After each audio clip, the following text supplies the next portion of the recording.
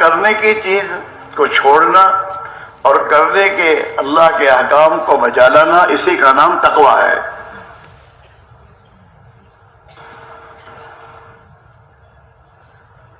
اس لیے میرے بھائی میرے عزیزو، ہم اور آپ خوب جانتے ہیں کہ ہمارے گھروں میں جو بچہ پیدا ہوتا ہے پہلے دن اس کے کان میں کیا کہا جاتا ہے؟ پہلے دن دنیا میں آنے کے ساتھ اللہ نے اپنے پیارے نبی کے ذریعے ہمیں یہ تعلیم دی ہے کہ تمہارے بچے کے پیدا ہونے کے بعد فوراً اس کے کان میں اذان کہو اور اسے دنیا میں آنے کا صحیح مقصد سمجھاؤ کہ تم دنیا میں کیوں آئے ہو۔ ایک کان میں اذان ہے اور ایک کان میں اقامت ہے۔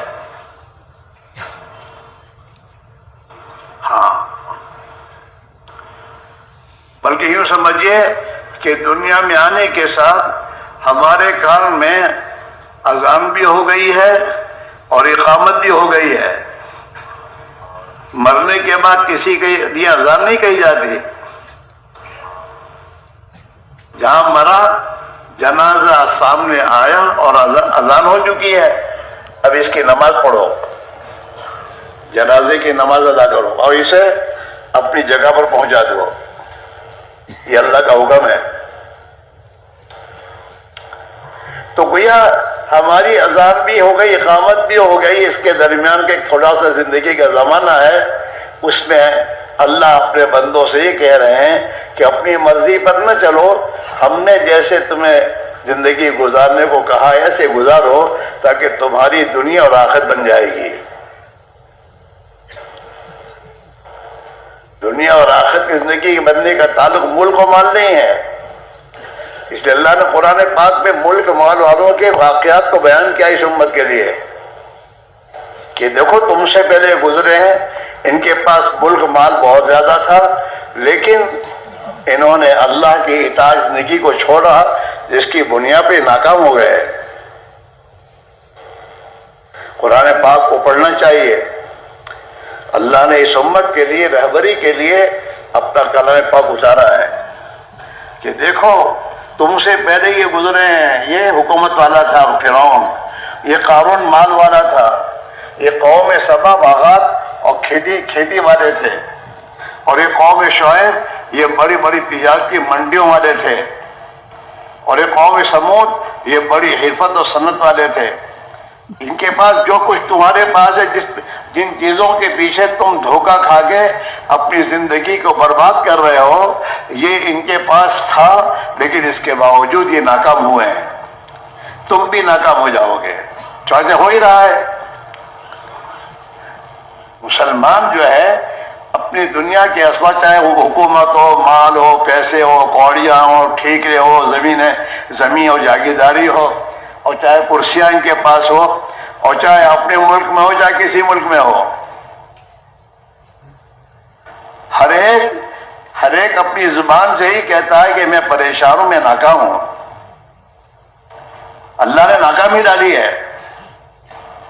ہاں، اس مسلمان کے پاس حکومت ہے، لیکن ان حکومتوں میں اس کی عزت نہیں ہے، اس میں ناکامی ہے۔ کیوں؟ کہ اپنی حکومت کے نقشوں میں اللہ نے اسے جس لیے پیدا کیا تھا وہ مقصد چھوڑ کر اس میں زندگی گزار رہا ہے۔ اور صحابہ کو اللہ نے دنیا میں عزت دے کر یہ بات سمجھائی اس امت کو کہ دیکھو میرے نبی کے صحابہ نے اپنی زندگی پر محنت کر کے اللہ کی اطاعت پر زندگی اختیار کی، اللہ نے انہیں دنیا میں کتنی عزت دی۔ ان کے زمانے کی بڑی بڑی طاقتیں، ہاں، جن کا پوری دنیا میں جن کی محدود یہ تھا، انہیں خدا نے ناکام کیا صحابہ کے سامنے اپنی قدرت سے، اور یہ حقیقت سمجھائی کہ جو بھی انسان اور جو بھی دنیا میں ایمان والا بن کر اور اللہ کا بندہ بن کر زندگی گزارے گا، اللہ تعالیٰ اسے کامیاب کرے گا۔ اور جو بھی اللہ کی اطاعت کو چھوڑے گا، چاہے حکومت ہو اس کے پاس ہو، چاہے وزارت اس کے پاس ہو، اور چاہے دنیا میں بڑی بڑی منڈیاں ان کے ہاتھ میں ہو، جیسے اللہ نے ان کو ناکام کیا ہے، تمہیں بھی ناکام کیا جائے گا۔ اس لیے قرآن پاک میں اللہ نے اس امت کو کہا ہے لقد کان فی قصصہم عبرۃ لأولی الالباب، یہ جو تمہارے سامنے ہم قرآن پاک میں پچھلی قوموں کے واقعات جو بیان کر رہے ہیں یہ تمہاری عبرت کے لیے ہے کہ اس سے عبرت دو، اور تمہیں جو اللہ نے جس شعبے میں پیدا کیا ہے اس شعبے میں اس بات کی کوشش کرو کہ تم اللہ کی اطاعت والی زندگی اختیار کر کے کامیاب ہو جاؤ، ورنہ تمہارا بھی انجام یہی ہوگا جو ان کا ہے، ہو رہا ہے۔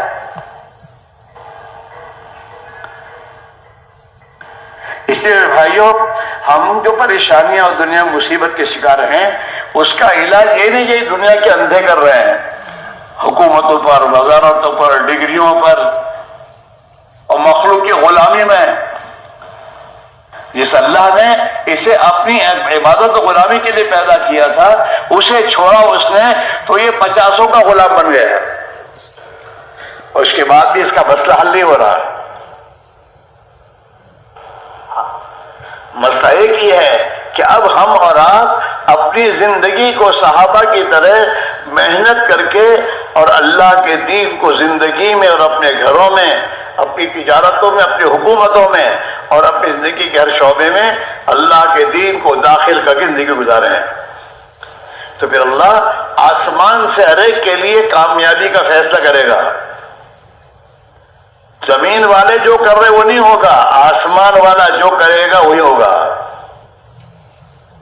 اور یہی ہو رہا ہے۔ کل کو دوست آج دشمن ہے اور آج دشمن کل دوست بن جاتے ہیں، وہ یہ نہیں ہوتے، وہ تو اوپر سے فیصلہ ایسا آتا ہے۔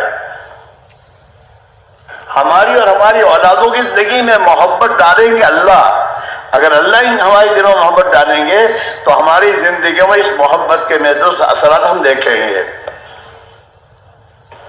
اور اگر ہم نے اللہ کی اطاعت کا راستہ چھوڑا اور جو جناب رسول اللہ صلی اللہ علیہ وسلم اللہ کی طرف سے زندگی گزارنے کا راستہ لے کر آئے جسے دین اسلام کہتے ہیں، اگر ہم نے اس کو چھوڑا تو ہم میرے بھائیوں کامیاب نہیں ہو سکتے اور ان مشکلات سے نہیں نکل سکتے، بلکہ اللہ انہی اسباب میں آسمان سے ناکامی کے فیصلے کرے گا۔ اس لیے اللہ نے قرآن پاک میں اپنا ضابطہ بتایا اس امت کو، 2 ضابطے بتائے۔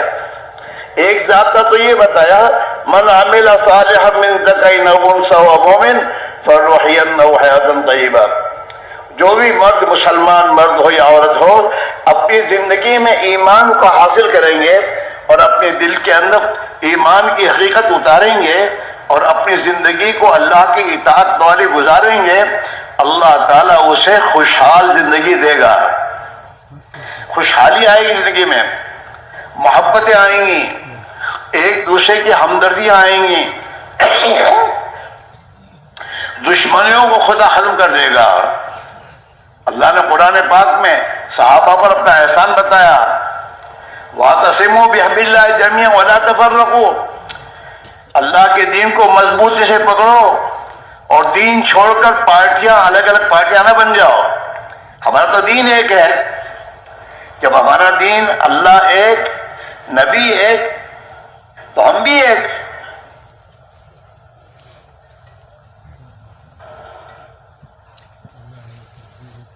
اقبال مرحوم نے اسی کو کہا ہے اس امت کے شعرے ہو گئے دنیا سے مسلمان نابود، کہ دنیا میں یہ تمام چرچے چل رہے ہیں مسلمان برباد ہو گیا، ختم ہو گیا، نابود ہو گیا۔ ہم یہ کہتے ہیں کہ تھے بھی کہیں مسلم موجود، یہ جو آج کل دنیا میں نظر آ رہے ہیں یہ مسلمان ہے کیا؟ اور یہ جو برباد ہو رہے ہیں وہ مسلمان تھے کیا؟ ہم یہ کہتے ہیں کہ تھے بھی کہیں مسلم موجود، یہ جو حالات سے دو چار ہو کر پتہ نہیں کہاں سے کہاں جانا پڑتا ہے، کہاں سے کہاں برباد ہو رہے ہیں۔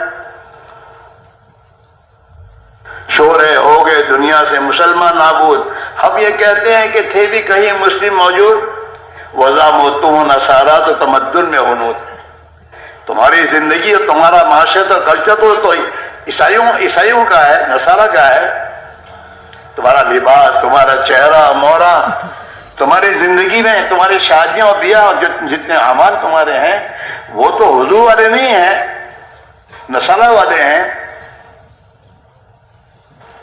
اور تمہارے عقیدے اور تمہاری دل کا یقین وہ ہے جو یہودیوں کے پاس ہے. یہودیوں کا یقین کیا؟ مال پیسے سے کام بنے گا، اسی پر وہ محنت کر رہے ہیں دنیا میں. اور اسی مال اور دنیا کی خاطر انہوں نے نبیوں کو قتل کیا ہے. یہودیوں نے بات نہیں مانی نبیوں کی، اور اللہ نے انہیں ایسا ذلیل کیا کہ وہ ذلت سے نہیں نکل سکے. وَزَعَمْتُمُ نَصَارَىٰ، کہ تمہارے چہرے مہرے، تمہاری معاشرت، تمہارا کلچر یہ تو نصارہ والا ہے. شاید یہی ہو رہا ہے.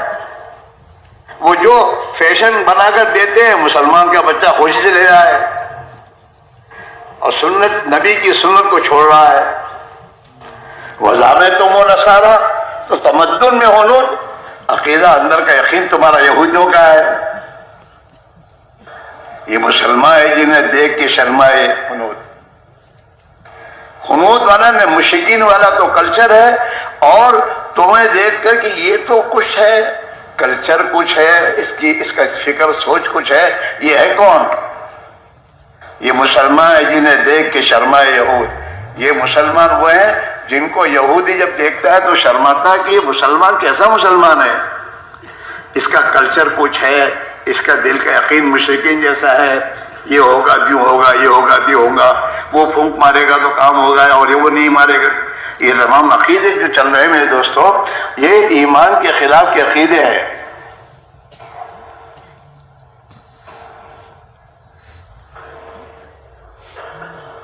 یہ مسلمان ہے جنہیں دیکھ کے سمجھ. یوں تو سید بھی ہو، مرزا بھی ہو، افغان بھی ہو، تم سبھی کچھ بتاؤ تو مسلمان بھی ہو. تمہارے دعوے ہیں ہم سید ہیں، تم مرزا اپنے آپ کو کہتے ہم مرزا ہیں، ہم افغانی ہیں. ہاں تم سید بھی ہو، مرزا بھی ہو، افغان بھی ہو، تم سب کچھ ہو، لیکن بتاؤ کہ مسلمان بھی ہو.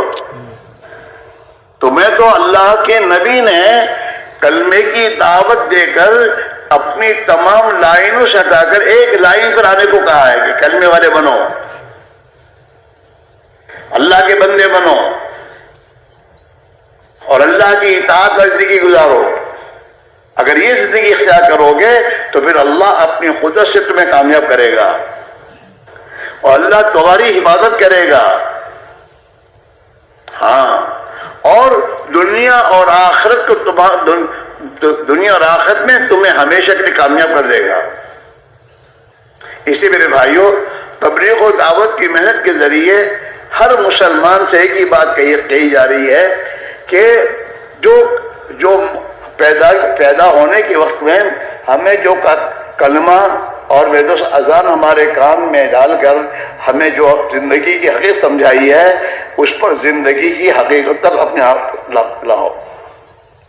ایک اللہ کی بڑائی دل میں اتارو، اور ایک اللہ کی وحدانیت کو محنت کر کے دل میں اتارو، اور ایک ہی اللہ سب کچھ کرنے والا ہے، یہ تمہاری زبان کا بول بناؤ. اس لیے حضور نے فرمایا قولوا لا الہ الا اللہ، زبان سے بولو یہ کہ اللہ کے سوا کسی کے ہاتھ میں کچھ نہیں ہے، سب کچھ ایک اللہ ہی کے ہاتھ میں ہے، اور اللہ ہی عبادت اور اطاعت کے قابل ہے. ہاں، پہلی ذمہ داری ہے، سب سے پہلی ذمہ داری دنیا میں آنے کے بعد سب سے پہلی ذمہ داری جو اللہ نے سمجھائی ہے یہ ہے کہ اللہ کا بندہ بن کر زندگی گزارو، محنت کرو، اور نبی کے امتی ہونے کے اعتبار سے نبی والی محنت کو اپنی زندگی کا مقصد بنا کر زندگی گزارو، تو اللہ تمہیں کامیاب کر دے گا. ہاں، اللہ کے نبی نے یہی دعوت دی ہے، یا ایھا الناس قولوا لا الہ الا اللہ تفلحوا. او دنیا کے انسانوں، لا الہ الا اللہ کو زبان سے دعویٰ کرو، بولو، اللہ تمہیں کامیاب کرے گا. ایک اللہ کو ماننا جیسا کہ وہ ہے، اور ایک اللہ ہی کی مان کی زندگی گزارنا جیسا کہ ہم سے چاہتا ہے. اپنے کاروبار میں، دکانوں میں، اپنی زندگی کے ہر شعبے میں جیسے اللہ چاہتا ہے ایسے زندگی گزارنا. یہ ہے کلمہ. کہ کلمہ کہو لا الہ الا اللہ، ایک اللہ کیسے ہوگا اور ایک اللہ ہی کامیاب کرے گا۔ اسی میرے بھائیوں میں عزیزو، ہم سب سے ایک بات کہی جا رہی ہے کہ بھائی دوستو، ہماری زندگی میں دین آنے کا ایک ہی راستہ ہے، اور یہ ہے کہ نبی والی محنت کو زندگی میں داخل کرو۔ حضور پاک علیہ الصلوۃ والسلام نے صحابہ سے سب سے پہلی جو محنت کروائی ہے وہ ایمان اور یقین کی محنت کروائی ہے، کلمے کی محنت، کہ دل کا یقین ٹھیک کرو۔ یہ دل میں جو یقین بیٹھا ہوا ہے نا، مال ہوگا تو کام ہوگا، کہ یہ یقین غلط ہے۔ اگر مال سے کامیابی ہوتی تو قارون کامیاب ہو جاتا، بہت مال دیا تھا اللہ نے اس کو، کہ کامیاب نہیں ہوا، ناکام ہوا ہے۔ مال سے زندگی نہیں بنتی، اور نہ مال سے کام بنتے ہیں۔ مال سے تو وہی ہوتا ہے جو اللہ چاہتا ہے، عزت چاہتا ہے عزت ملتی ہے، ورنہ میرے دوستوں آدمی ذلیل ہو جاتا ہے، ورنہ اسی کے مال میں اس کی یہ ہلاک ہو جاتا ہے۔ جی ہاں، اس لیے بھائی یقین کو بنانا ہے۔ ہمارا یقین بگڑا ہوا ہے، اور ہمارا یقین اللہ کی ذات سے ہٹ کر مخلوق پر آیا ہے۔ جس کا یقین جس پر ہے، آدمی اسی کے پیچھے رات دن محنت کرتا ہے کہ مجھے مل جائے۔ مال والے کا یقین مال پر ہے تو مال کے پیچھے اندھا پر چل رہا ہے، اور جس راستے سے بھی مال ملے وہ مال میرے پاس آنا چاہیے۔ نہ حلال دیکھے گا، نہ حرام دیکھے گا، نہ ظلم دیکھے گا، کچھ نہیں دیکھے گا، مال آنا چاہیے۔ حکومت والا، حکومت کا یقین اس کے دل میں ہے تو حکومت حاصل کرنے کے لیے جو چاہے کرنا ہو کر لے گا۔